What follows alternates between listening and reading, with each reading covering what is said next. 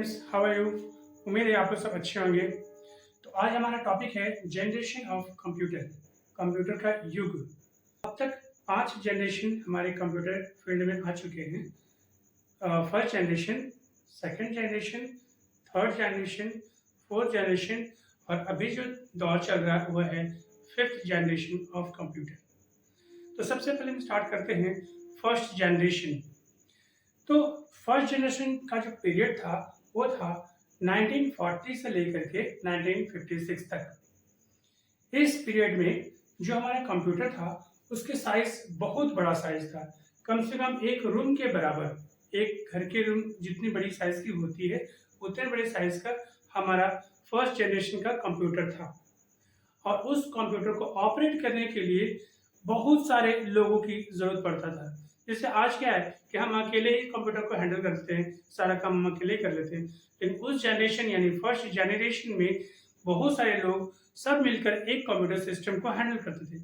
अलग अलग कामों के लिए अलग अलग यूजर्स यानी लोग थे।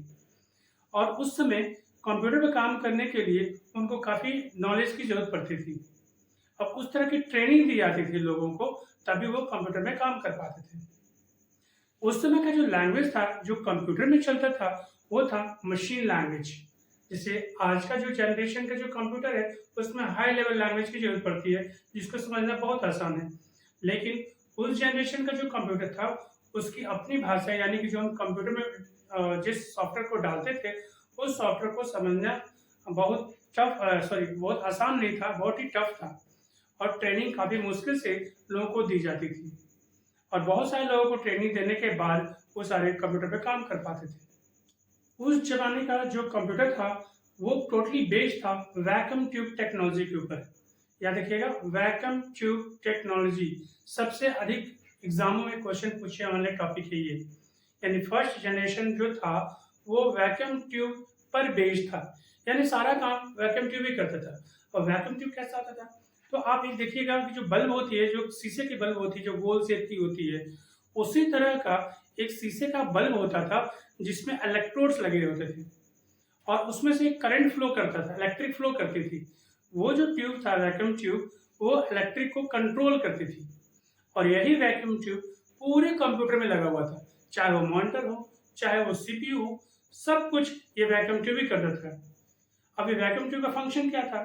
अब कंप्यूटर में जो सीपीयू का फंक्शन होता है, जैसे कि डाटा स्टोर करना, प्रोसेस करना, कंट्रोल करना, ये सारा काम उस समय वैक्यूम ट्यूब ही करता था। तो हम कह सकते हैं कि जो फर्स्ट जनरेशन का कंप्यूटर था was totally based on vacuum tube technology. अब कंप्यूटर का साइज बहुत बड़ा होने के कारण बहुत ज़्यादा इलेक्ट्रिसिटी लेता था। जैसे कि उसमें बहुत सारे वैक्यूम ट्यूब्स थे, तो वैक्यूम ट्यूब्स बहुत सारे हर जगह लगे हुए थे। तो उस वैक्यूम ट्यूब को जलाने के लिए बहुत ज़्यादा मात्रा में इलेक्ट्रिसिटी की ज़रूरत पड़ती थी। बहुत से बड़े बड़े मशीन थे। अगर ये रूम जितना बड़ा अगर आपका कंप्यूटर होगा तो सोचिए उसमें अलग अलग पार्ट्स ऑफ कंप्यूटर होंगे और वो सारे पार्ट्स कितना सारा इलेक्ट्रिसिटी लेंगे। तो उस ज़माने के जो कंप्यूटर था उसमें काफ़ी ज़्यादा मात्रा में इलेक्ट्रिसिटी लगती थी। और बल्ब होने के कारण बहुत ज़्यादा हीट प्रोड्यूस होता था। उस ज़माने का कंप्यूटर काफ़ी कॉस्टली था, हम परचेज जल्दी नहीं कर पा सकते थे उस तरह के कंप्यूटर को। और उस ज़माने का कंप्यूटर जो था उसका नाम था ENIAC IBM 708। तो ये सारे कंप्यूटर जो थे वो फर्स्ट जनरेशन के कंप्यूटर थे। एग्जाम में सबसे अधिक क्वेश्चन पूछे जाने वाले ये टॉपिक है। अक्सर ये पूछा जाता है कि फर्स्ट जनरेशन ऑफ कंप्यूटर का नाम क्या था और उसका टाइम पीरियड क्या थे और कौन से टेक्नोलॉजी पर यह बेस्ड था। तो सारे टॉपिक आपको यहाँ से मिल रहे हैं। वैक्यूम ट्यूब टेक्नोलॉजी पर बेस्ड था। जो टाइम पीरियड था वो 1940 से लेकर के 1956 के बीच था। प्लस कंप्यूटर का जो साइज था वो बहुत बड़ा साइज था, बिग इन साइज था। इसके बाद कॉस्टिंग बहुत ज़्यादा थी, बहुत ज़्यादा हीट एमिट करती थी, बहुत ज़्यादा इलेक्ट्रिसिटी कंज्यूम करती थी, बहुत सारे स्टाफ को हायर करना पड़ता था वैसे कंप्यूटर को इस्तेमाल करने के लिए। अब हम लोग पढ़ते हैं सेकेंड जनरेशन के बारे में। सबसे पहले सेकेंड जनरेशन का जो टाइम पीरियड था वो था 1956 से लेकर के 1963 तक, यानी कि 1956 से लेकर के 1963 तक। इस समय का जो पीरियड था, दौर था, वो था सेकेंड जनरेशन का दौर।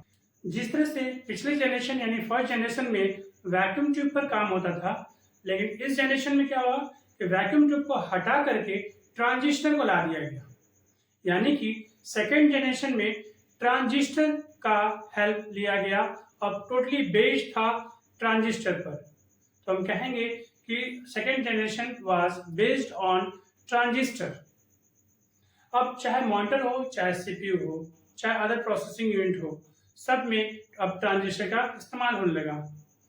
ट्रांजिस्टर के इस्तेमाल होने से क्या होगा कि अब जो कंप्यूटर का जो साइज था वो थोड़ा छोटा हो गया, लेकिन उतना भी छोटा नहीं हुआ जितना कि आज का कंप्यूटर है। आज का कंप्यूटर देखिए बिल्कुल हाथों में लेके घूम सकते, कहीं भी जा सकते हैं। लेकिन फर्स्ट या सेकेंड जनरेशन का जो कंप्यूटर था वो लगभग रूम के बराबर ही था उस समय तक भी। सेकेंड जनरेशन में रूम के बराबर ही तक था। और ऐसे कंप्यूटर को ऑपरेट करने के लिए काफ़ी लोगों की ज़रूरत पड़ती थी।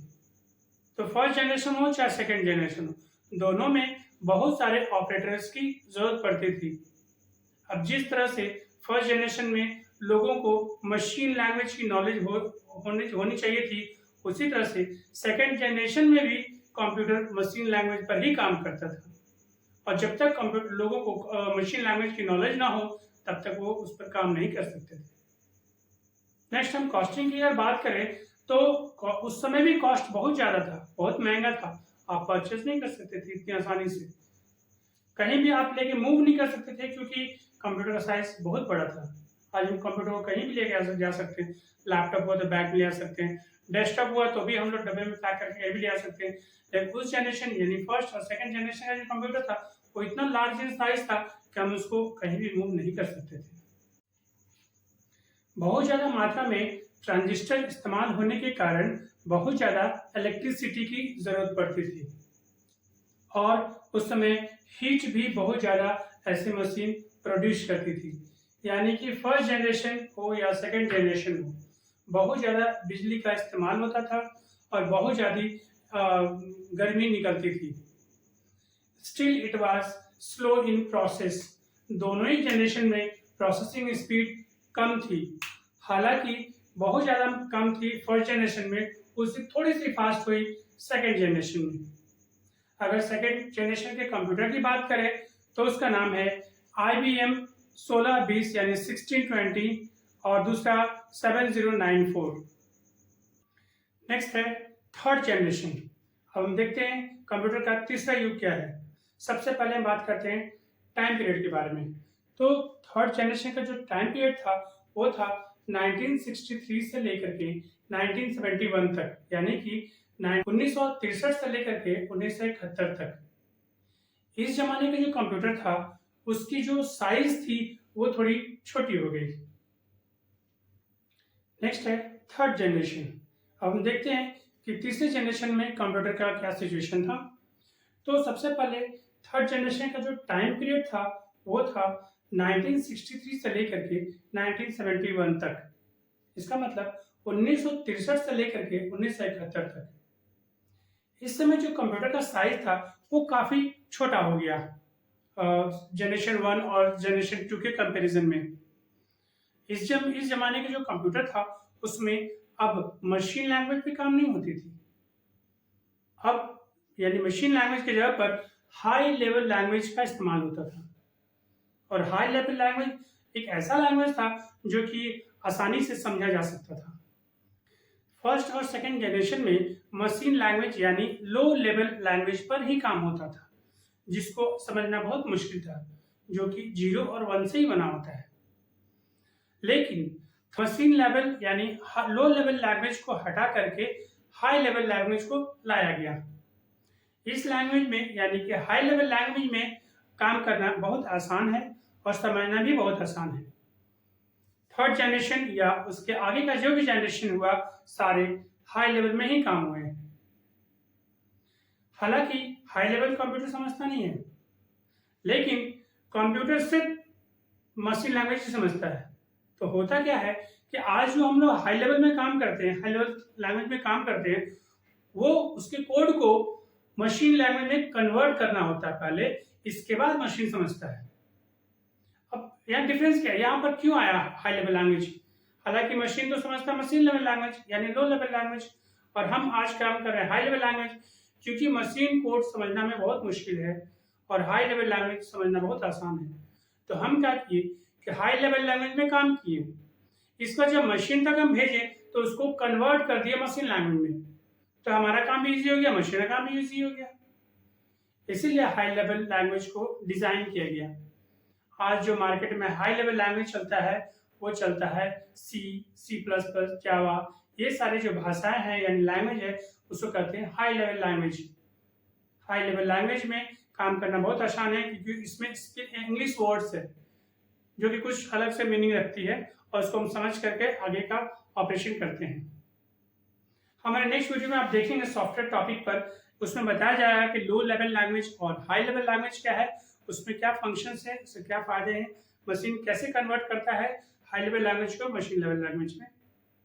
तो आज इस थर्ड जनरेशन में हम यही देखते हैं सिर्फ कि जैसा फर्स्ट और सेकंड जनरेशन में मशीन लेवल लैंग्वेज यानी लो लेवल लैंग्वेज पर काम होता था, थर्ड जनरेशन में उसको हटा करके हाई लेवल लैंग्वेज पर काम होने लगा और हाई लेवल लैंग्वेज हमें पढ़ना और समझना बहुत आसान होता है। इस जनरेशन में सिर्फ एक लोगों की ही जरूरत पड़ती थी पूरे कंप्यूटर को ऑपरेट करने के लिए। जैसे पहले दो जनरेशन में बहुत से लोग ऑपरेट करते थे, लेकिन इस जनरेशन में नहीं, सिर्फ एक लोग ही हैंडल कर लेते हैं। अगर आप हीट एमिट की बात करें, गर्मी प्रोड्यूस की बात करें, तो इस जनरेशन यानी थर्ड जनरेशन में जो हीट थी, गर्मी थी, ताप था, वो बहुत कम मात्रा में निकलने लगा और बिजली की खपत भी बहुत कम होने लगी, बहुत कम मात्रा में बिजली का इस्तेमाल होने लगा as compare to generation 1 and generation 2।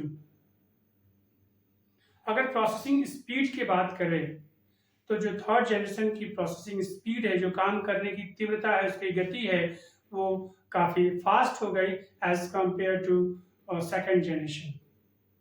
तो सबसे स्लो थी फर्स्ट जनरेशन का कंप्यूटर, उससे थोड़ी फास्ट हुई सेकेंड जनरेशन कंप्यूटर और उससे और थोड़ी फास्ट हो गई थर्ड जनरेशन का कंप्यूटर। और ऐसे थर्ड जनरेशन के कंप्यूटर का नाम है IBM 370। जिस तरह से फर्स्ट जनरेशन में वैक्यूम ट्यूब ही मेन कंपोनेंट था पूरे कंप्यूटर का और सेकेंड जनरेशन में वैक्यूम ट्यूब को हटा करके ट्रांजिस्टर को ला दिया गया था, यानी पूरी सिस्टम कंप्यूटर सिस्टम ट्रांजिस्टर पर आधारित था। लेकिन इस थर्ड जनरेशन में ट्रांजिस्टर को हटा करके IC चिप यानी इंटीग्रेटेड सर्किट चिप को लाया गया। ऐसे चिप को लाने से क्या हुआ कि हमारी कंप्यूटर की स्पीड बढ़ गई। अगर हम कॉस्टिंग की बात करें यानी खर्चे की बात करें तो स्टिल इट वाज कॉस्टली, उतना सस्ता नहीं था कि हम सिस्टम को खरीद पाए, परचेज कर पाए, बहुत ही कॉस्टली था। नेक्स्ट है फोर्थ जनरेशन यानी चौथी पीढ़ी।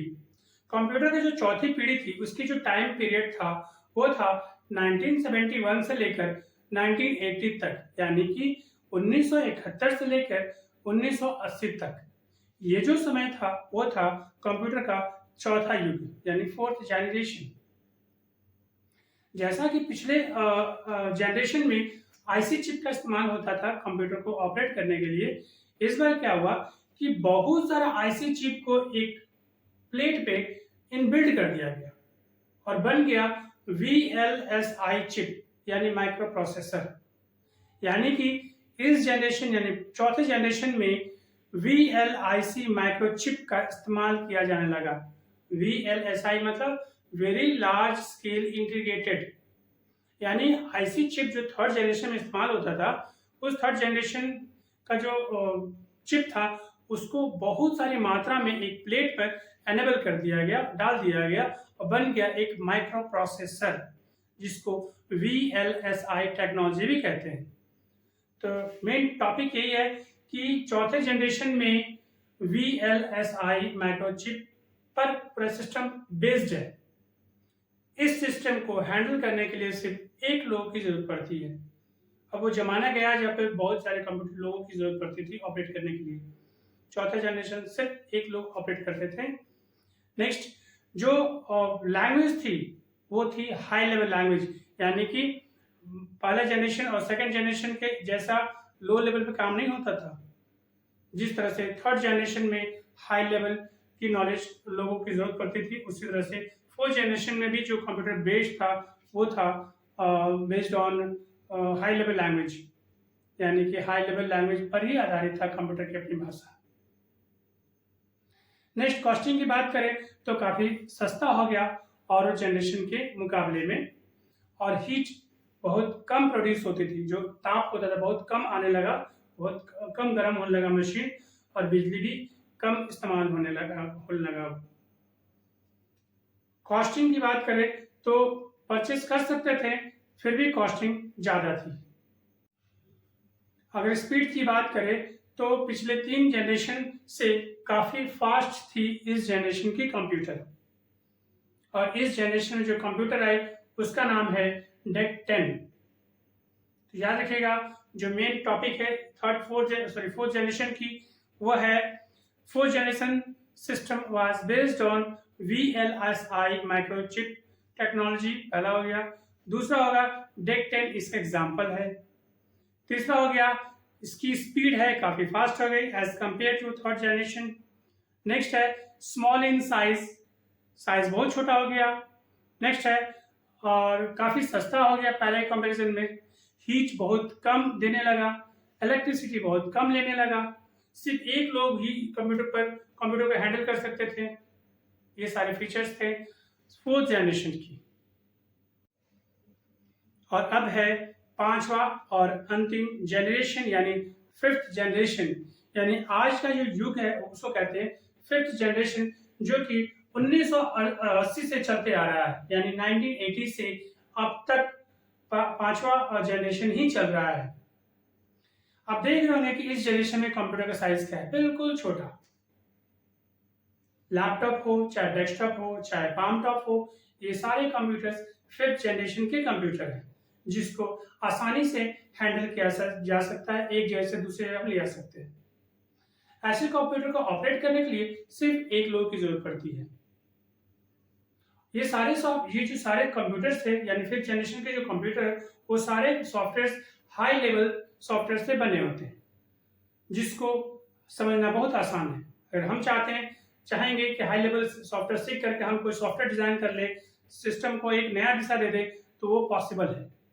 हमें अब टफ वाली सॉफ्टवेयर यानी कि मशीन लैंग्वेज या बाइंडेड लैंग्वेज या लो लेवल लैंग्वेज की पढ़ने की कोई जरूरत नहीं है। आज का जो कंप्यूटर था, अब देखेंगे आज का जो कंप्यूटर है उसमें क्या है, हीट देखिए ना के बराबर है, बिजली भी बहुत कम ले रहा है, स्पीड भी काफी फास्ट है। अब जो फर्स्ट जनरेशन कंप्यूटर थी, साइज देखिए इतना बड़ा, एक रूम के बराबर, और आज कंप्यूटर है हमारे यहाँ थैली पर है। स्पीड के मामले में देखें तो काफी स्लो थी। आज की जो जनरेशन के कंप्यूटर कितनी फास्ट है, हम परचेज बहुत आसानी से कर सकते हैं।